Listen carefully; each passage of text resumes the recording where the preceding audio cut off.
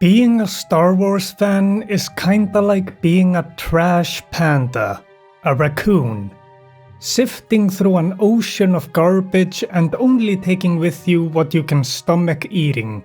So pretty much ignoring everything except the original trilogy, at least when it comes to the movies.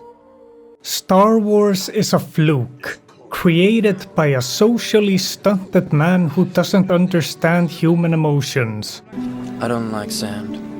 The only reason the original trilogy was successful is because there were people who told George that what he originally made was terrible. My proof for saying that is the prequels. My love for Star Wars started when I was a kid. Lightsabers, spaceships, and space magic. That's really cool when you're a kid. And since I was a kid and I didn't have a brain yet, I even liked the prequels. Or at least I liked the action scenes, but the dialogue in the prequels was really boring. The movies aren't what sealed the deal. Some of them are good or at least have some redeeming qualities, and some just feel like an insult. No, what made me fall in love with Star Wars was playing Star Wars with my friends out in the yard with some sticks. And the video games. Republic Commando, Empire at War, Jedi Outcast and Academy, 2005 Battlefront 2, and most of all, Knights of the Old Republic. Created by BioWare in their prime, Knights of the Old Republic is a masterpiece of its time, and in my opinion still holds up. Knights isn't just in the Star Wars universe, it expands it, makes its own universe within Star Wars. A universe I always found far more interesting than the one in the movies. I even own the Knights of the Old Republic comics. I love them, and I view the Old Republic and the movies as two separate Star Wars universes. And I'm pretty sure that is the case since Disney came along. I think it's best for everyone if it's separate. Then the Old Republic is more free to be creative, and the Disney stuff can keep being bad without ruining the Old Republic. That's my headcanon at least. Now why is Knights of the Old Republic a masterpiece of its time? Great story, great characters, good lore, awesome music, pretty good gameplay for its age, but it's an old game, so running it today is a bit of a setup. You have to download a few mods, and I even had to download all the cutscenes in 1920 by 1080 and put them in the game folder because the default was crashing my game. Also, alt-tabbing can crash the game, and sometimes after combat your character refuses to move. There is a guide in the Steam community to do most of this, but it recommends using the HD menus mod, and that mod misaligned the menus and the mouse for me. And I'd rather have a small menu I can click than a menu that's big and frustrates the hell out of me. If you decide to play and have issues, then you can comment below and I'll try to help you out. I spent an hour tinkering with it to get it to an acceptable level. Kotor really deserves an HD remaster. Premise: the Republic and the Mandalorians were at war. The Republic won because of a Jedi named Revan. He was a good general, and Jedi who weren't happy with the Jedi Council's stance of not doing anything about the terrible war rallied behind Revan to help the Republic. After the war, Revan and his apprentice Malak vanished, and then returned and created the new Sith Empire that the Republic is currently at war with. Malak betrays Revan while Revan duels Bastila and Revan dies, and Malak becomes the new Sith Emperor, I guess. You are a soldier in the Republic on a ship that's under attack by the Empire. You fight them and escape the ship with Cartho Nasi, another soldier. You land on Paris, and now you have to find your commander, Bastila, and then fight the Sith or maybe join the Sith. Your choice. Gameplay. I'm gonna try my hardest to take the nostalgia goggles off and keep an eye open for things that are wrong. But aside from the bugs, like getting stuck on nothing and a few crashes to desktop, it's a really solid experience. There are small issues, but they don't really bother me, because the parts that are good really make up for it. Most of the time in an RPG, the story is a big part of the gameplay, but I'm gonna talk about that in the story section. Let's start with combat. A part of me wants to say that it hasn't aged great, but honestly, coming back to it, I was fairly impressed by it. You can think of the combat as turn-based combat that plays out in real time.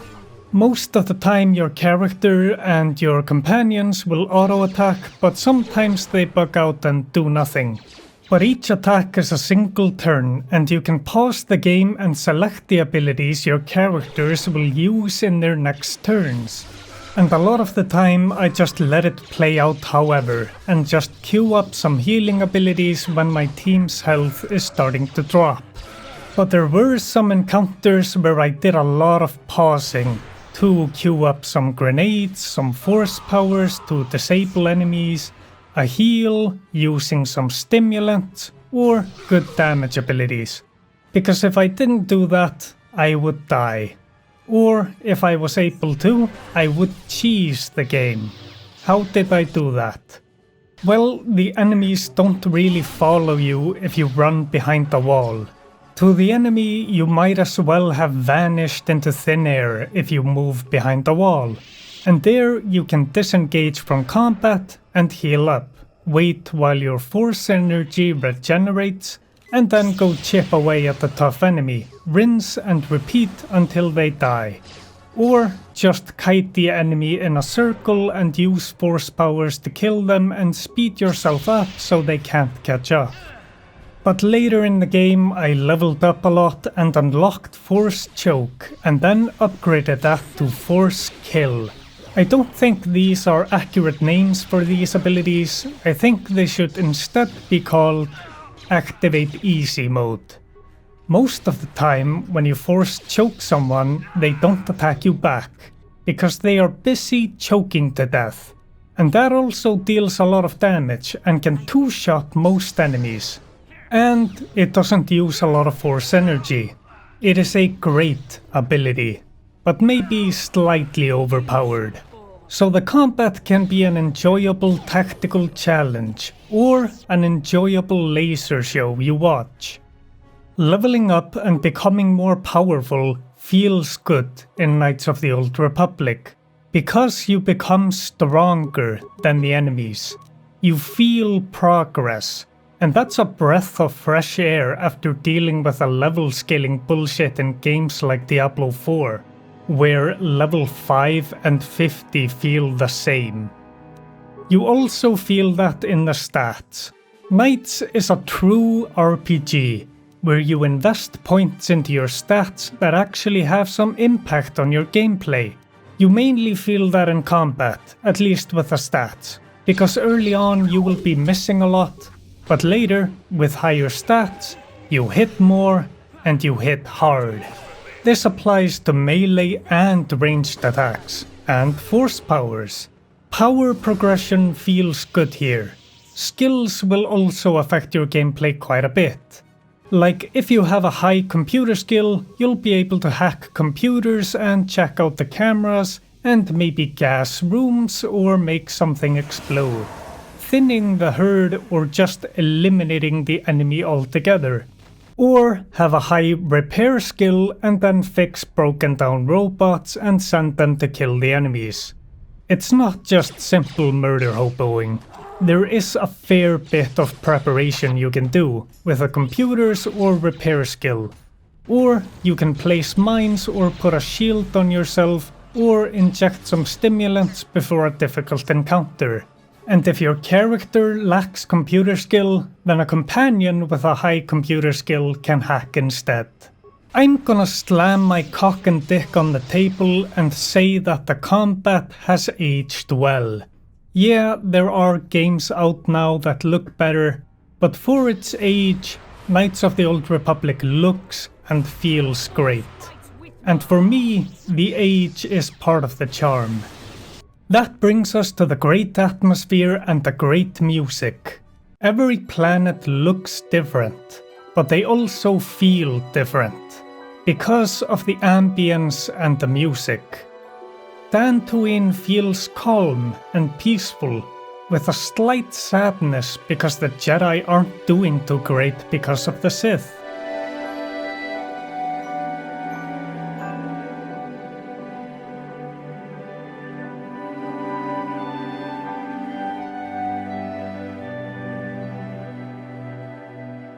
Kashyyyk, I guess I'd say wild or tribal. It's hard to describe it. Just full of life. And later into Kashyyyk it feels annoying because of these fucking monkeys. And Korriban feels oppressive and miserable, where you occasionally hear screaming.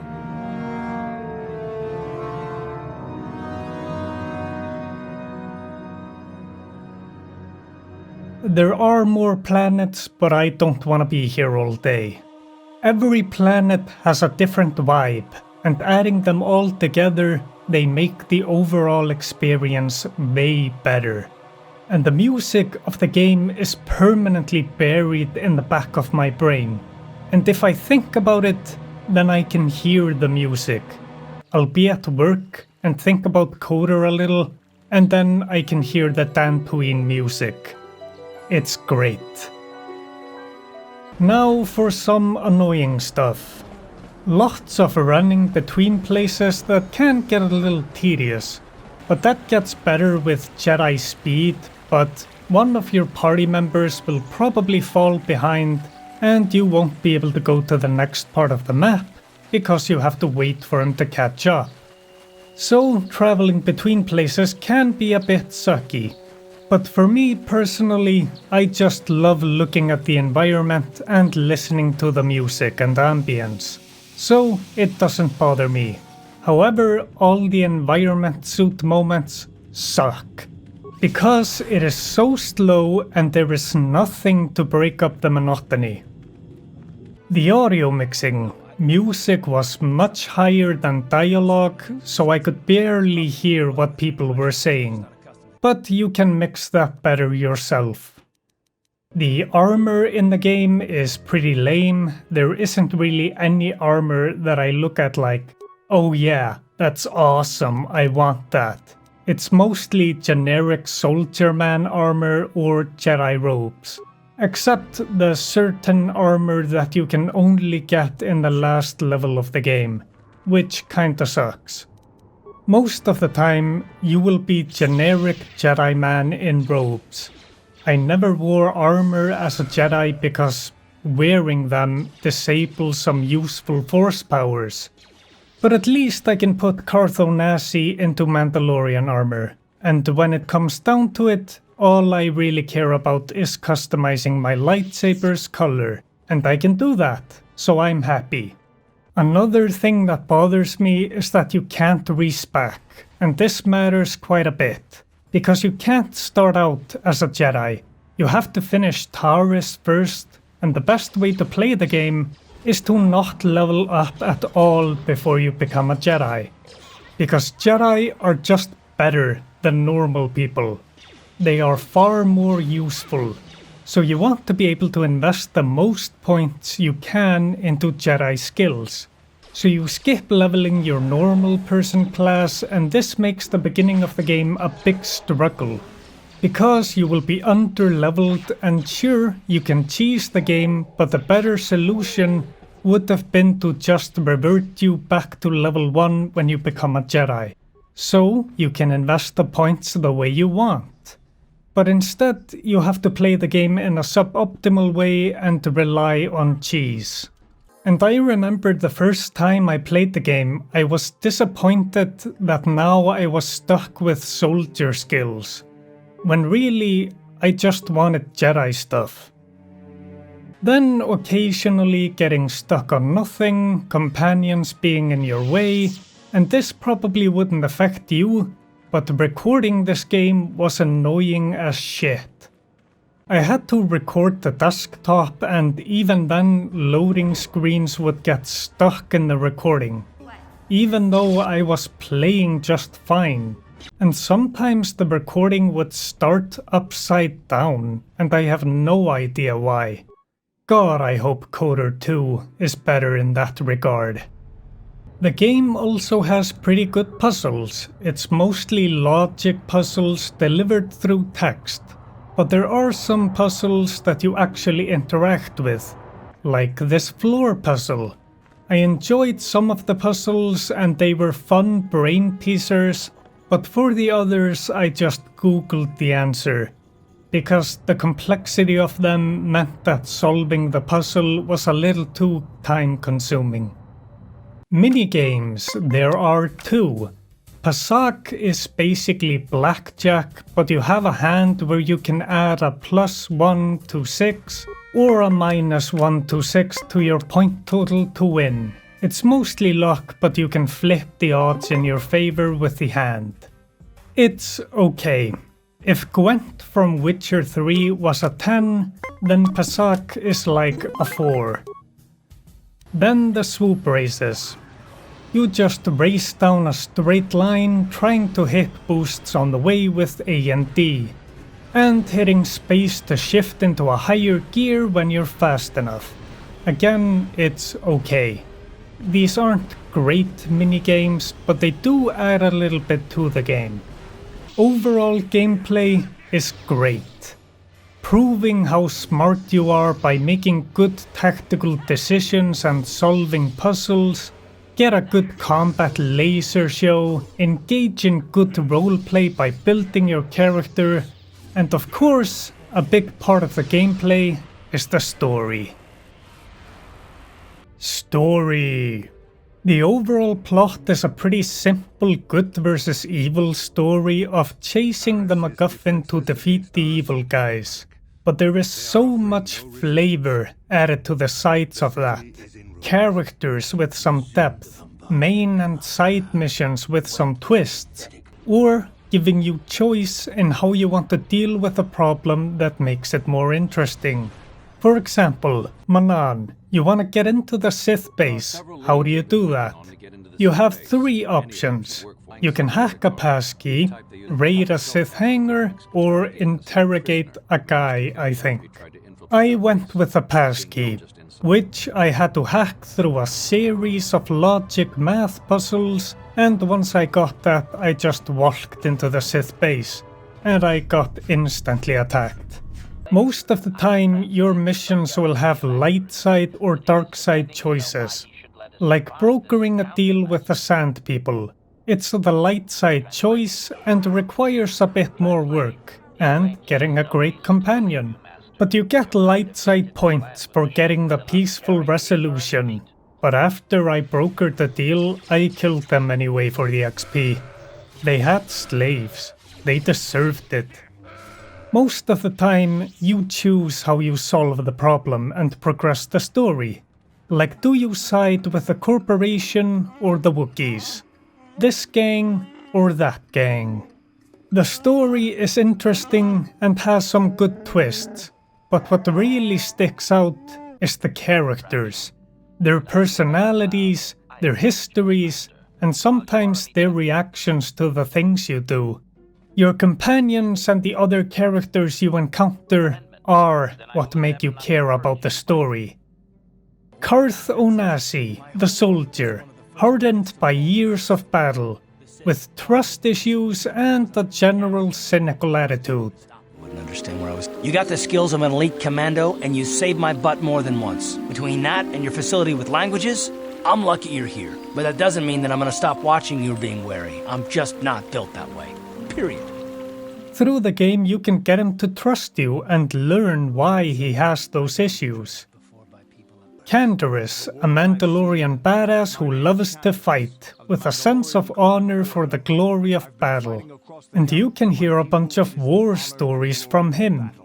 And fear that. We only wanted the challenge of the battle, and glory from it, win or lose. And we lost. But now I have no real challenges.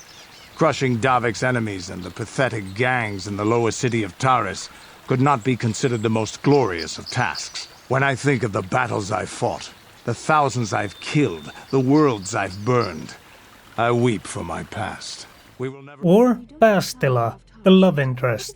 A Jedi who struggles with her emotions and is kind of a condescending bitch at first. Now that I'm back in charge of this mission, perhaps we can start doing things properly. Hopefully our escape from Taris will go more smoothly than when you rescued me from Brejik. I know you're new at this, Bastila, but a leader doesn't berate her troops just because things aren't going as planned. Don't let your ego get in the way of the real issues here. That hardly strikes me as an appropriate way of addressing your commander, Karth. But she learns to respect you and love you if you want. That romance is canon, by the way. Mission Veo, a street-smart, naive kid that sees the best in people, and then the absolute best one. Jolie Bindo. A grey Jedi, a grumpy old wise man, with great lessons to teach, like this one that really stuck with me. So, Jolie, you decided to leave your little hermitage in the forest and come help us stop the Sith. I guess you realized this was worth coming out of retirement for, huh? Yeah, that's right, Sonny. The Sith are the greatest evil to hit the galaxy since, well, the Mandalorians. And they're the worst thing since Raccoon, blah blah blah, etc., etc., etc. Okay, old man, you lost me there. You trying to make a point? Look, everybody always figures the time they live in is the most epic, most important age to end all ages. But tyrants and heroes rise and fall, and historians sort out the pieces. Malak is a tyrant who should be stopped. If he conquers the galaxy, we're in for a couple of rough centuries. Eventually it'll come around again. But I'd rather not wait that long. So we do what we have to do, and we try to stop the Sith. But don't start thinking this war, your war, is more important than any other war just because you're in it. He's also really funny. Question. These companions... My hearing's not so good. I'm just pleased my nice master doesn't beat me so much anymore. Yes, sir. There are more companions, but I don't want to be here all day. All good stories are carried by great characters, and they are voice acted great.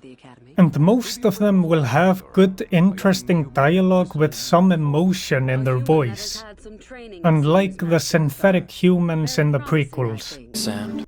The story is good, but the planets and characters being so fleshed out makes the story amazing.